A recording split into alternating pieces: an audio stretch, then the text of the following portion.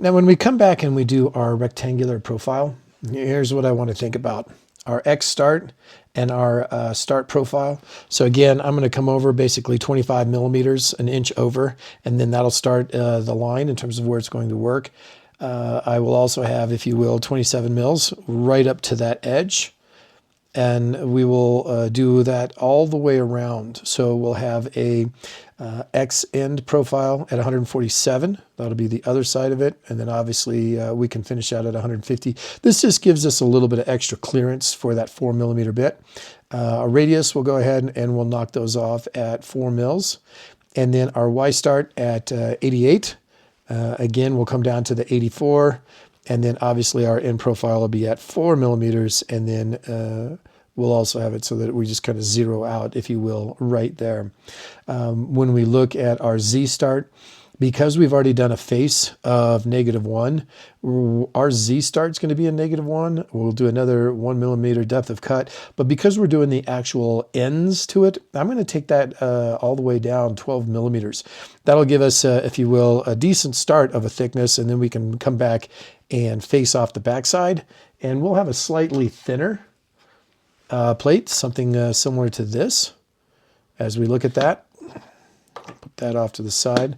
And that'll give you an idea about what we're looking for in terms of our overall thickness.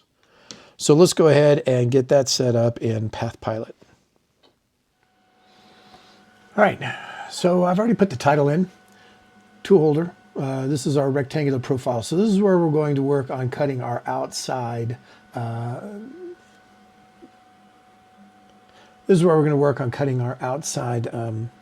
perimeter, if you will. So that profile, we're going to start at our X. I've got it at 27, but I'm going to go ahead and modify that back to 25. So I'm going to do 25, hit enter. And my profile is going to take us all the way in to a 147. So I'm going to go ahead and hold that there. I'm going to have a radius of 4. That's what I have written down.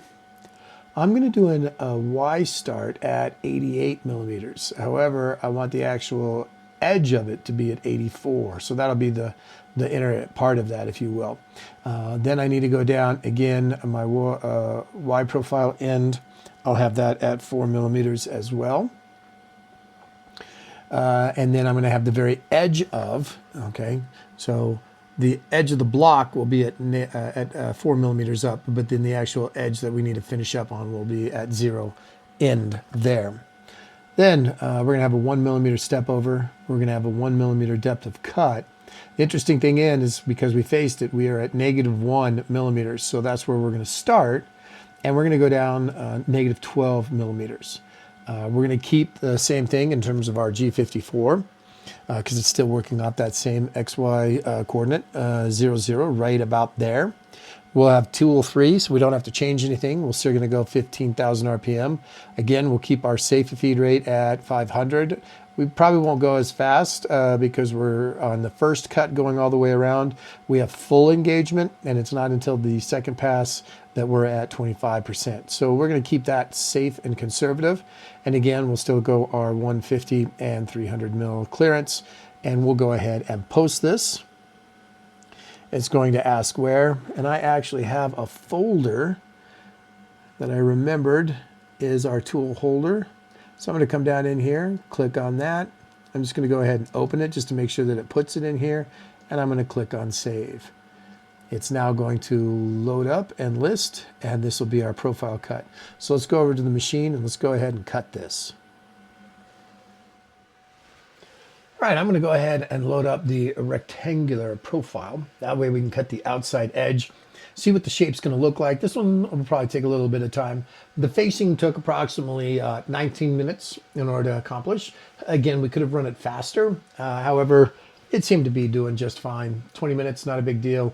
Class time, maybe we want that a little bit faster. Maybe we want to try and hone it into about 15. So let's go ahead and do our profile around the outside edge so we can get the shape of our tool holder.